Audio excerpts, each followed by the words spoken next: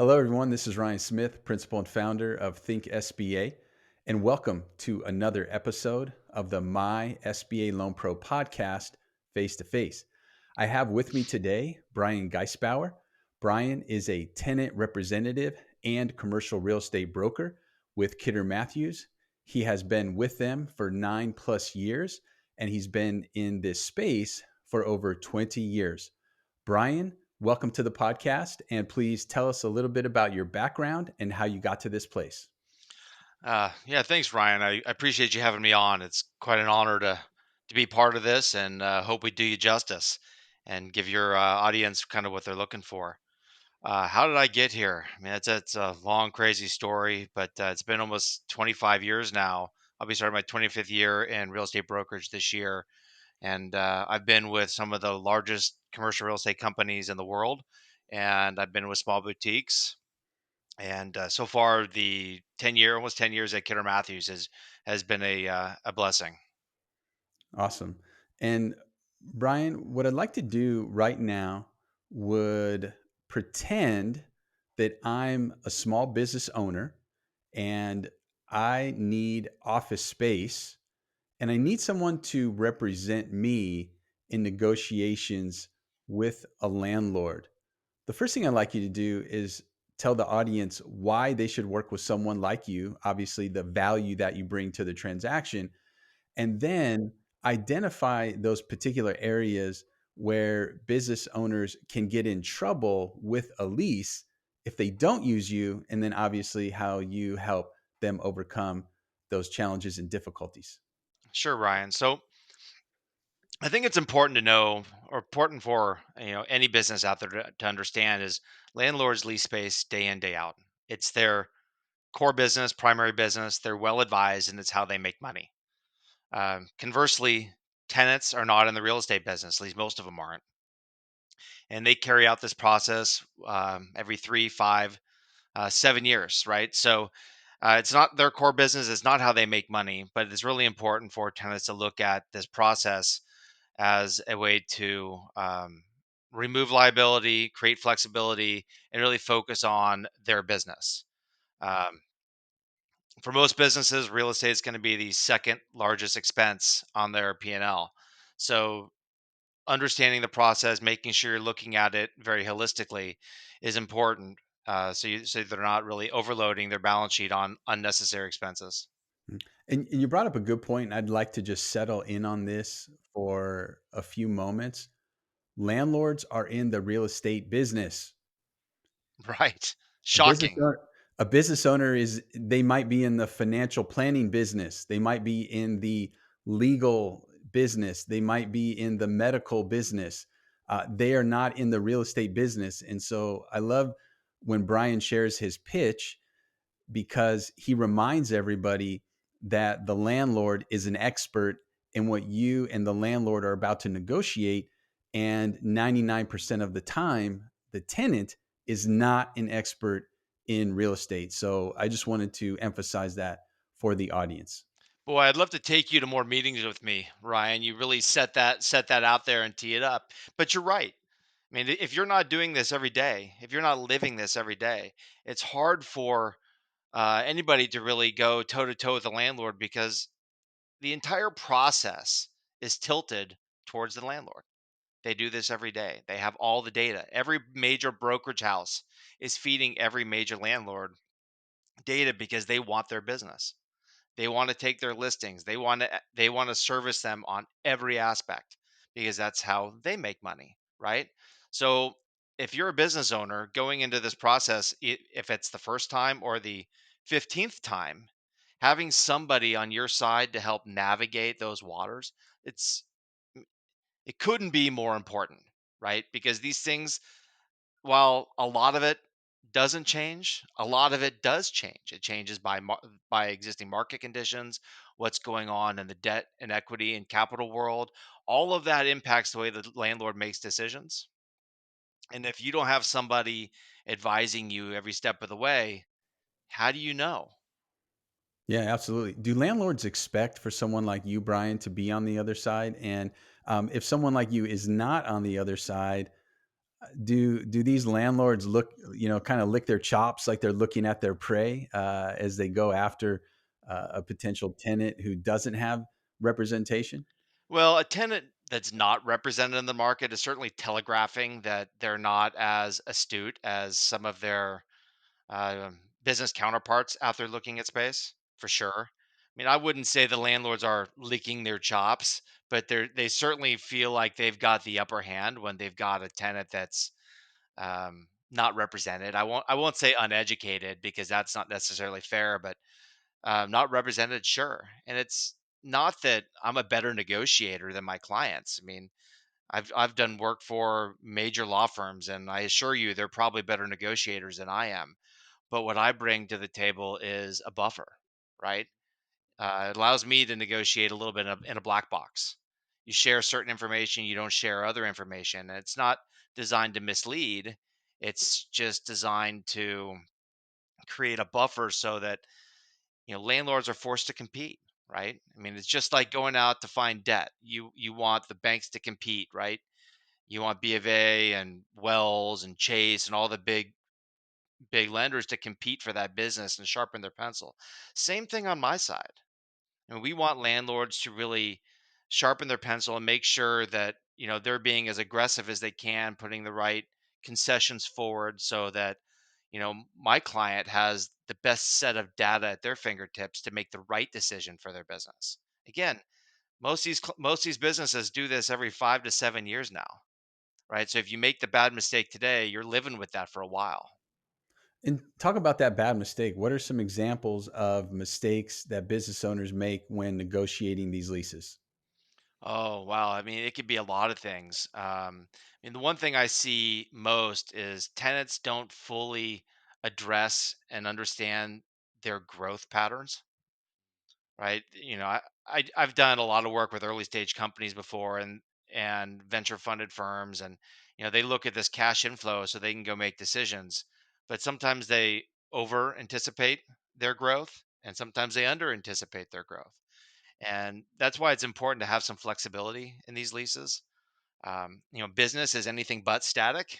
Unfortunately, lease decisions are static, uh, at least to the large part. So, we really focus on getting our clients to kind of begin with the end in mind, understand how they're going to utilize their space starting day one and what that might look in year three and in year five, and look for ways to create some flexibility in the lease, whether that's through options to expand, rights of first refusal, termination options, so they can get out of things if things go wrong. If an individual business owner is negotiating with a landlord without you, is a landlord going to share those things with them, or are they just going to, hey, if the business owner doesn't bring it up, we're not going to bring it up? Probably the latter. I mean, there's no reason for them to bring up concessions on the tenant side unless somebody else brings it up for them. I mean, again, this is how they make money, right? A lot of these lease negotiations is really a education for the tenant or the business owner, as much as of anything else, because if they don't know what they don't know. Hmm. Yeah. So, if I'm a business owner looking at the lease contract, can you just identify some sections that I should be aware of and how you make sure that I'm protected in those sections? Sure. So, I mean, to begin with, I want to stress that I'm not an attorney, so I can't really provide legal advice. So, anything I say here is just really more related to business terms and not the legal aspect of the document. I always want my clients to bring legal into this transaction so that they're covered on those fronts. But a lot of things. There's a lot of different sections within a lease that can get tenants in trouble. Certainly, it's operating expenses is the biggest one. Understanding how landlords pass on increased expenses to tenants over the term of the lease is extremely important. And if you don't fully understand that, I mean, there's a lot of gotchas in there, and there's many things that you can't really change. Many landlords aren't going to change their operating expense structure to satisfy one tenant. But if you're a big enough one tenant, I mean, you can certainly get them to bend a little bit more. But more than anything, just understanding how it works is really important. Um, as you get into some other things, option language, understanding what constitutes notice in a lease. Um, I mean, having options in a lease is wonderful. It gives you control over the space. But I think a lot of tenants don't really look at the option for what it is. It's a defensive move more than anything. It's not offensive. And if you're looking at your option as an offensive move, you're probably already behind the eight ball, Mhm. right? I mean, you Explain should that, be. Brian. What does that So mean? Offensive, defensive. Explain the difference there for someone like me who doesn't understand that. No problem. So Ryan, imagine you've got a lease, right? And you have an option to extend. That option to extend is going to contain some language in it that's going to require you to provide notice to the landlord of your intent to want to renew that lease.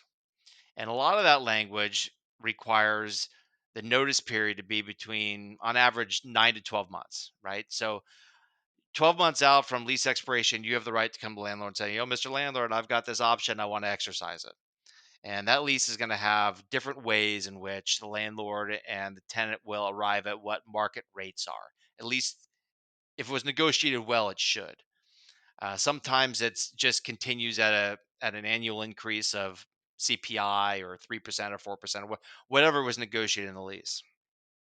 But the important piece is if you're a tenant of any size, and I'd say of any size, maybe 7,000, 7,500 square feet to 10,000 square feet or more, you should really be looking at that lease renewal at least 18 months prior to make sure that you're looking at all of your market options and all of the different scenarios that are available to you as a tenant.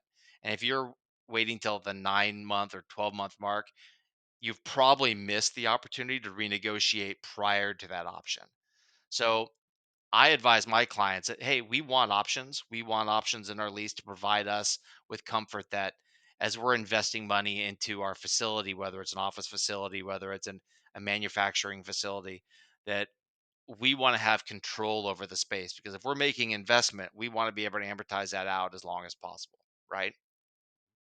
And if you don't have those options, you're kind of stuck, right? Because you've made this investment. Now the landlord knows you're captive. So they have really no reason to want to negotiate with you. But by having the option, looking at this thing in advance, that option now becomes defensive. If you can't negotiate what you want to negotiate, it, as an advanced renewal option, right? Advanced negotiations, then you always have the backstop of I'll just negotiate the option and take the worst case market scenario, right? If there's no other options out there. But by looking at it far in advance, we have the ability to have some more flexibility. So that's what I talk about. That's what I mean in terms of offensive versus defensive. Got it. Okay. No, I really appreciate you clarifying that. And then you had mentioned a TI allowance. Can you talk about landlords? What does that typically look like, and what is that allowance for? Okay. So the TI allowance, TI kind of stands for tenant improvement allowance. And in most leases, landlords provide a allowance for a tenant to go in and rehab the space. It's very rare that one tenant will utilize the space the same way as the next tenant, right? So if you've got one operator or one business that's, let's say, a financial services firm, and then you've got a tech firm coming in on the backside, those two tenants aren't going to use the space the same way. And improvements need to happen. So landlords, as part of the overall rent structure, provide for an allowance for the tenant to go in and make alterations to the space. So that's what that TI allowance is for. So whether they need to demo some offices, create some offices, change the lighting schematic so that they get more light for open areas or less light for, say, a studio like this, right? That's what all those TI dollars go for.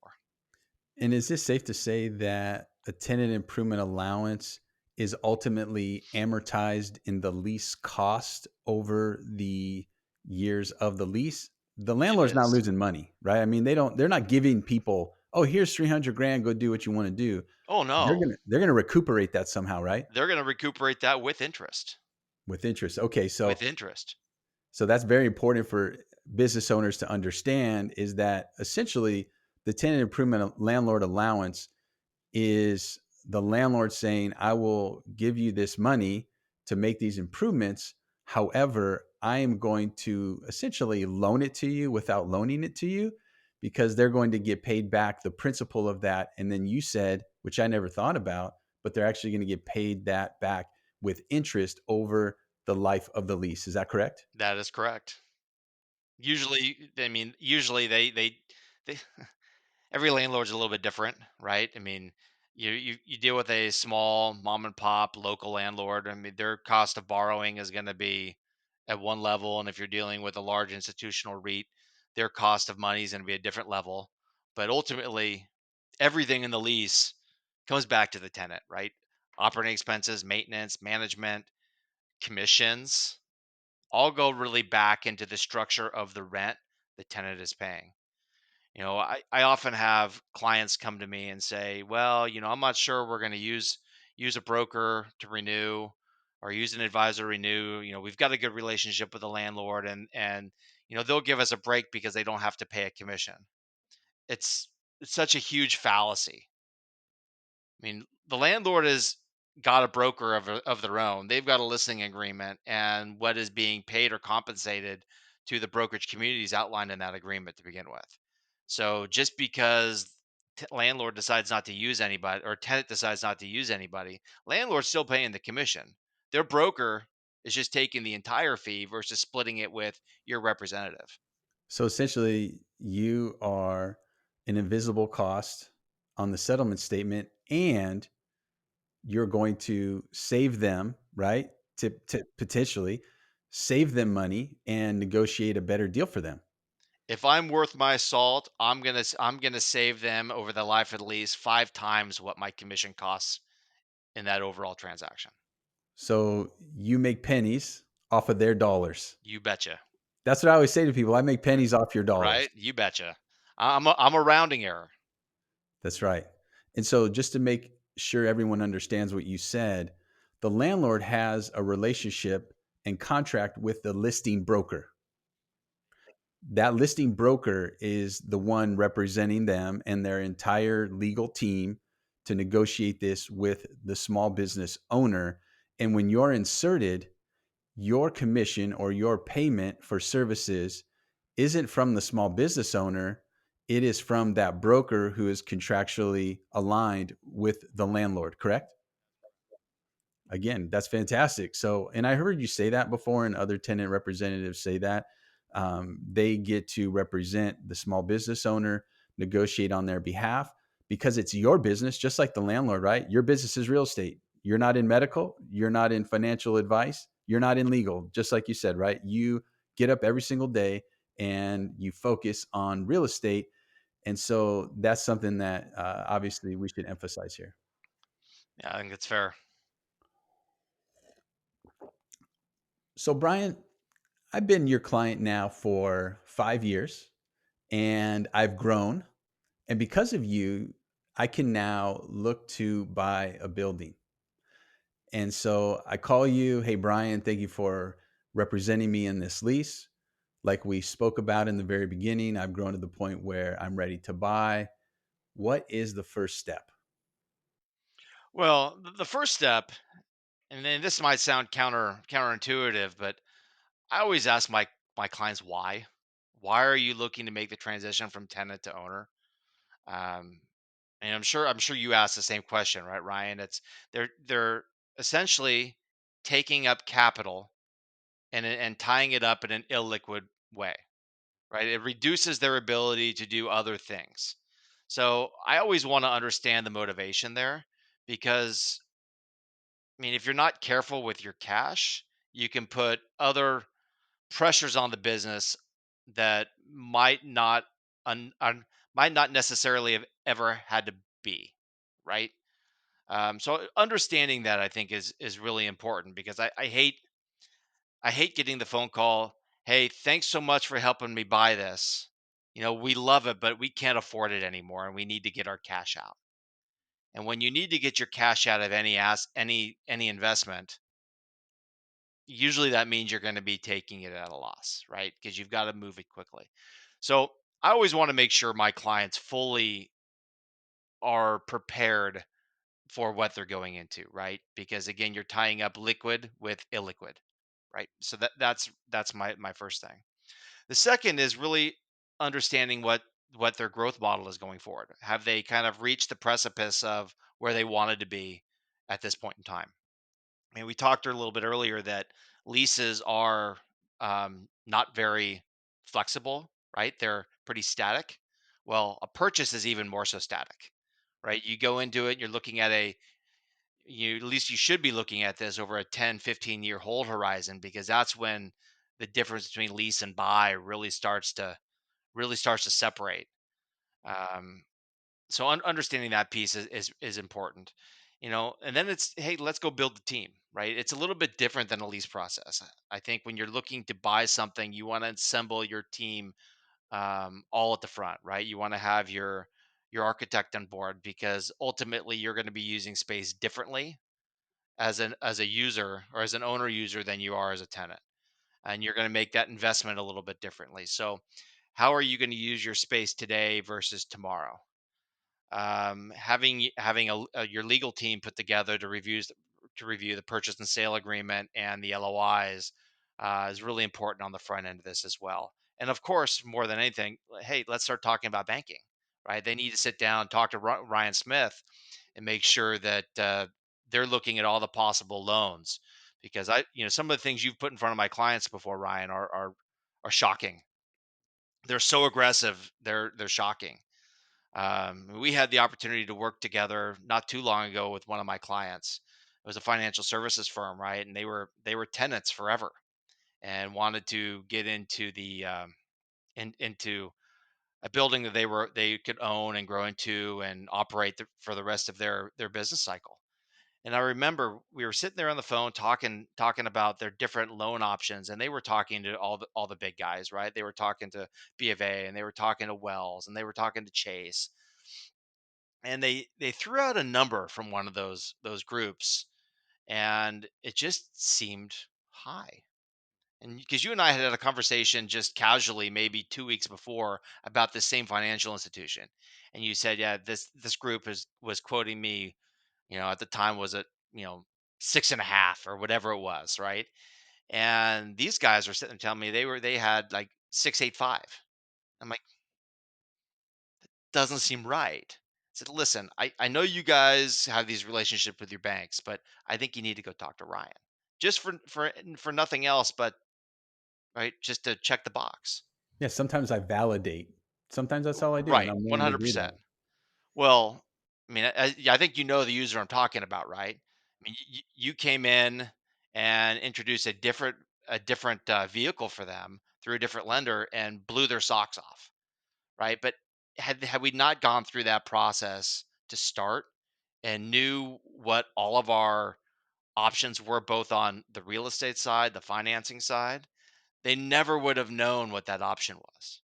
I mean, ultimately, they ended up moving forward with you. They closed on the building, sooner than they might have been able to close otherwise, because not only did you bring the best money, but you brought a lender that was creative as well, as far as the loan and the improvement funds and everything. It was a huge success because they took the time up front. And I mean, one thing I stress, whether you're leasing or buying, is if you're not spending the time up front to do the work, nothing is going to end up the way you want.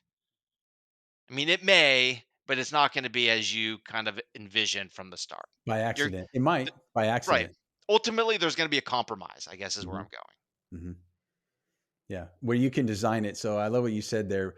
Put your deal team together, create a plan, and then execute that plan. And so, Brian, once a business owner has decided they're going to buy, they have a war chest to inject into the property, they've assembled their deal team. What do you and the business owner do next? Well, now it's back to the process. It's identifying all the different options in the market, and we do the same thing on the lease side. I mean, the process isn't that different, lease versus buy on a transaction, right? We could go to the market, identify the pool of options. What do those look like? Can they accommodate short-term, medium-term, long-term objectives? Go to the market, tour those options, create a short list, figure out how you fit in each one of them. Maybe you've got an architect on board now already. Let's test fit them. How you going to fit into it? Right? Let's not buy something that you can't fit into. Let's not lease something you can't fit into. Make sure that you can use the space for what you want to use it for. Now, I recently had a client that was looking at a building up in Orange County, and they had a interesting component to it. They wanted both office and some warehouse, and the industrial market is pretty tough these days. And based on their use, their warehouse needs weren't huge. So we were looking at some office buildings that were priced pretty aggressively to go in and possibly retrofit and build out a portion for warehouse. But as we got into it and dug in a little bit more, the cost to make that transition just didn't make a whole lot of sense. But we were looking at creative ways where we could accommodate their objective. But before we did that legwork, they never would have known whether or not it would work or not. So understanding how you fit into something on the front end is going to save you a tremendous amount of dollars on the back end, right? So once we figure that out, you go ahead and you make an offer, negotiate multiple offers on those fronts, and you know ultimately you're going to pick a horse. You're going to choose the one that best suits your needs. You're going to go to purchase and sale agreement or a lease, where your legal team's going to help advise and make sure that the document reflects what you need, and then you go through your due diligence process and close. And what does the due diligence process look like on a purchase, and how is it different from a lease? So let's talk about the purchase side first. I mean, you're going to bring in a team of advisors to think of it like you're taking your car to the shop. You want to lift the hood, you want to look underneath and make sure all of the mechanical work right, right?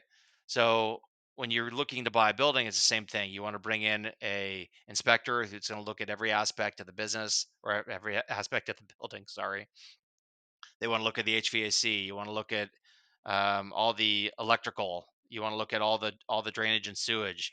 You want to look at the roof. Make sure that there are no glaring issues that are going to impact you once you get in. Um, for the lease, a little bit different. So you're going into a lease to a building that's maintained a lot differently. You don't own the building. You just want to make sure it's maintained well. You want to understand the operating expense structure, who's responsible for what maintenance. So it's a little bit different on that front, but some of the due diligence we're doing these days related to leases is really understanding the landlord and what their structure is. I mean, everybody who's watching CNBC or Fox Business these days hears all these stories about the office market and office buildings, and how many are underwater. Well, it's funny, as much as landlords are looking at tenants and wanting to understand what their capital structure is and are they credit worthy. I mean, tenants should be looking the same thing at landlords right now, especially office landlords. Understanding where they are in their debt cycle is pretty important, right? I mean, if they're close to having to refinance their debt and they can't refinance their debt and it goes back to a lender, and you happen to have a favorable lease, I mean, you could be at risk. So understanding that aspect is pretty important as well. That's a good point. I'd like to talk about the purchase agreement in a purchase, and if you could talk about the life cycle of the purchase agreement from the buy side and what the buyer needs to, first of all, be aware of. So there are different timelines, correct? And then uh, if those timelines aren't met, how does that impact you as the broker in negotiating with the other side? Okay, so I think what you're getting to, Ryan, is the structure of the deal, right? You know, so the buyer signs a contract. What happens next? Is that where we're going? Yeah, what happens next? How fast does it have to happen? And if it doesn't happen that fast, in the way I see it is with a real estate broker such as yourself, that's really the most difficult part of your job, I think, is going back to the listing broker and the seller and negotiating more time. It certainly gets sticky. So let's start from the beginning. So typically, you sign a lease. You've got 3 to 5 business days to get your earnest money into escrow, open escrow, and start the process. Escrow is going to kick out a document with a timeline, and basically they're going to say, okay, you've got 30 days from today to satisfy your physical review and inspection of the building, and that what we'll call the contingency period, right? So that's the time in which the buyer brings in all their specialists and advisors looking at the building and making sure that all of the building systems are functional and as they expect them to be given the age and location and type of building that you're looking at. Now, running concurrently with that is typically a financing contingency, which will run 45 days. So the physical contingency expires 30, but you still got 15 left for the financing piece, which their banker or broker is running feverishly trying to get all those items lined up. That's the point in time in which decisions have to be made. Hopefully, by that 45-day period, the buyer has a commitment from a lender, right? The lender is ready to move forward. They've got the appraisal taken care of, and hopefully the appraisal matches or exceeds the purchase price agreed to in the PSA. And hopefully, at that point in time, everybody's ready to remove contingencies and move forward to close. And that's typically when the lender now has another 30 days, 45 days to close, right? I mean, that would be ideal. Some can go faster, and that's great. Some need more time, but that's kind of what you're looking at. So, we're looking at a 30-day look, 45-day financing contingency, 60 days to close. That's kind of the typical model that I see. Obviously, those things are negotiable, can change, but that I would call that the typical kind of schedule. The typical schedule. And if one of those timelines is going to be missed, so you mentioned due diligence, financing, and then obviously the closing date or the end of the contract. If one of those dates is going to be missed, what do listing brokers or commercial real estate brokers who are representing the seller, what do they typically look for in a concession? And let's just say this is an amicable arrangement. The buyer's moving toward closing, the seller is really motivated to close. They don't have a backup offer. They're not looking over the buyer's shoulder to someone else. So everyone is working toward an amicable close. What would typically be a concession that the seller and their broker would ask a buyer for in order to extend one of those finance or one of those contingency dates or the closing date? Most often, those can be satisfied with the buyer depositing more earnest money into the escrow account. Usually, though, once you get to that point, assuming for a second that everything's amicable and everybody feels like things are going well, the question is whether that money going into escrow is going to be hard money, where it's immediately gets transferred to the seller, or whether or not that is a refundable, as your typical earnest deposit is up until contingencies expire. So that's a that's the biggest question.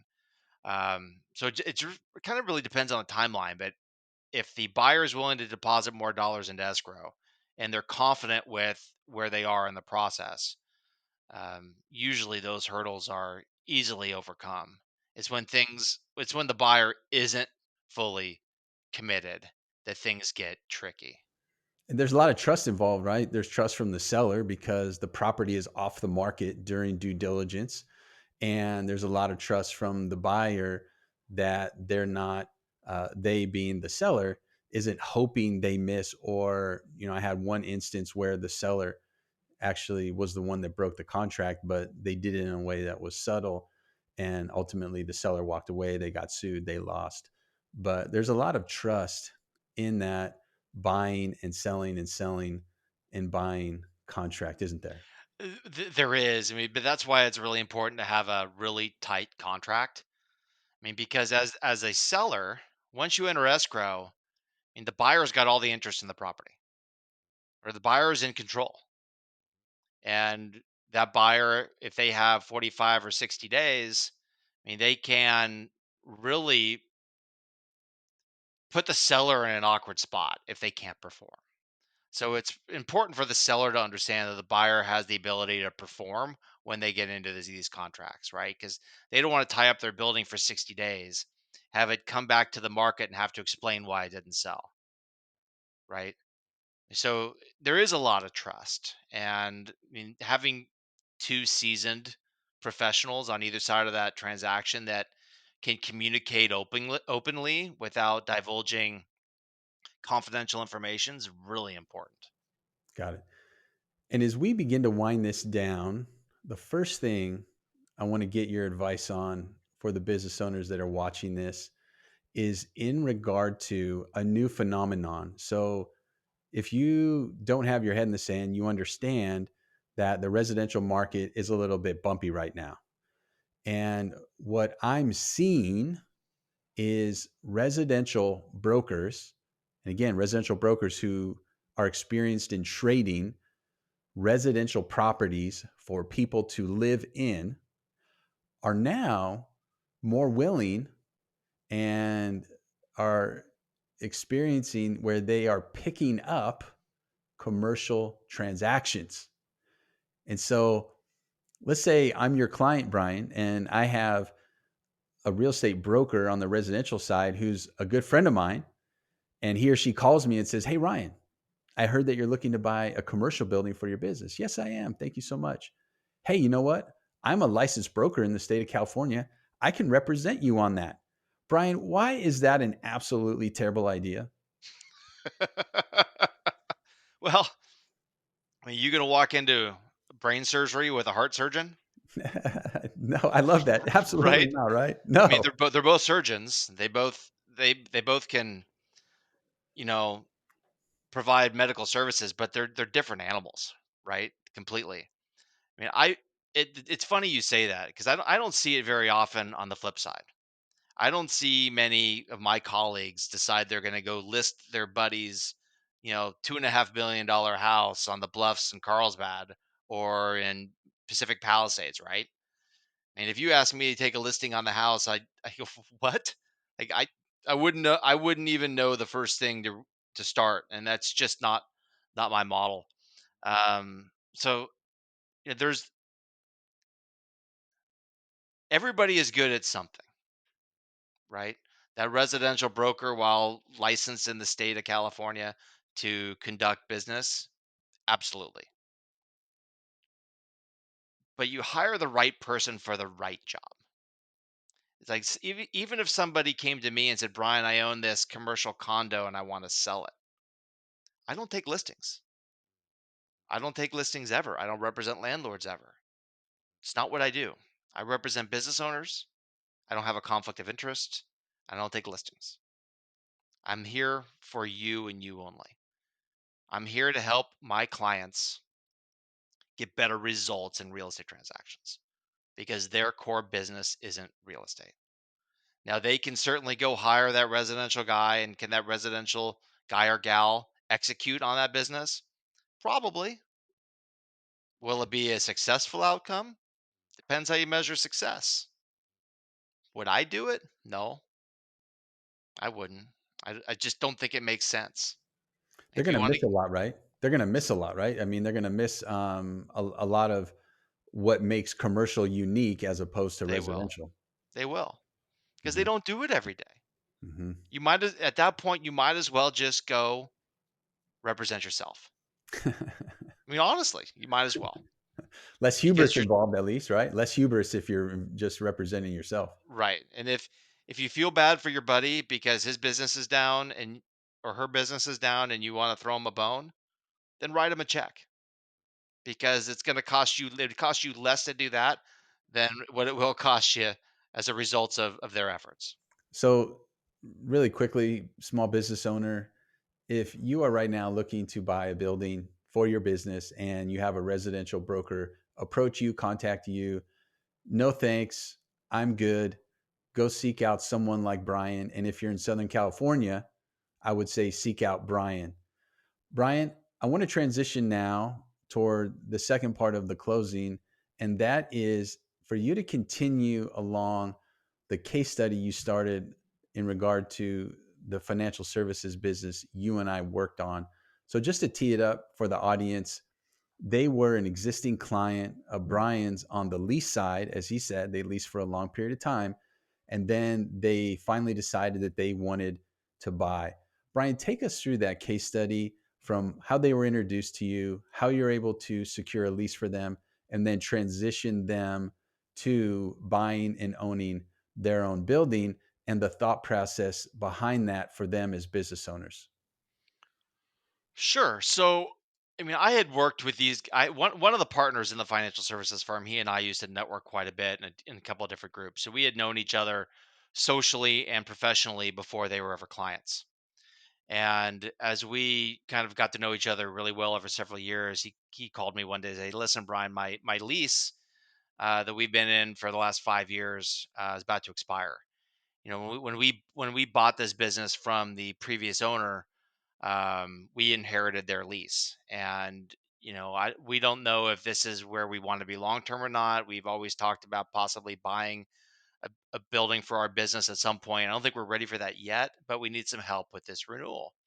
So I said, "Yeah, absolutely happy to help. Let's send me a copy of your lease and all the amendments and documents. Let me take a look at it and kind of see how it compares to current market conditions and whatnot."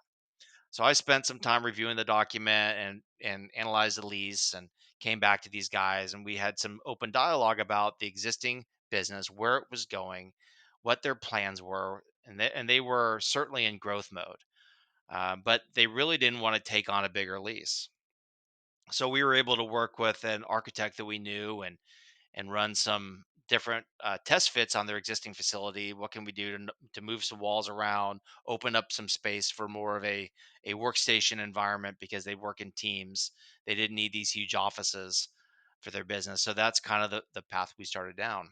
And as we looked at the cost of putting um, doing all the construction work versus relocating, it made more sense to do the work underfoot and then extend the lease rather than relocate. So that isn't always the case. Usually, when you're talking about a major renovation underfoot, the distraction of that and business disruption of the construction happening while you're in the space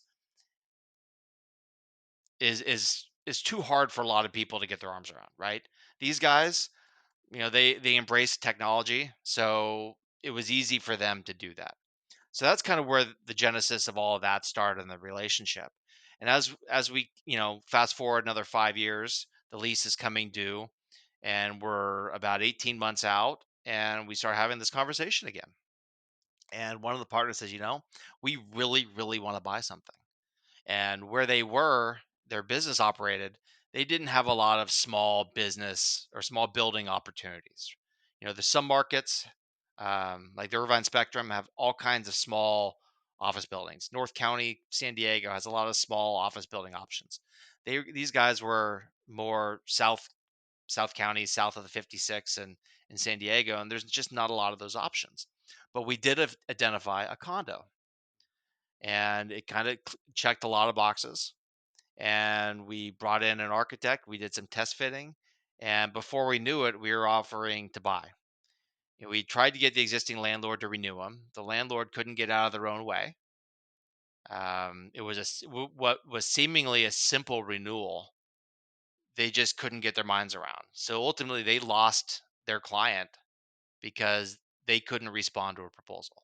So we found the space for them to buy. We went through the process. We found a loan. We found an architect that came in and redesigned everything for them. They brought a contractor on board, and it all went really, really smoothly. That's great. And what I heard you say there, Brian, is you were introduced to them because you were out in the community, which you are. Number two, they recognized that you're an expert, so they contacted you.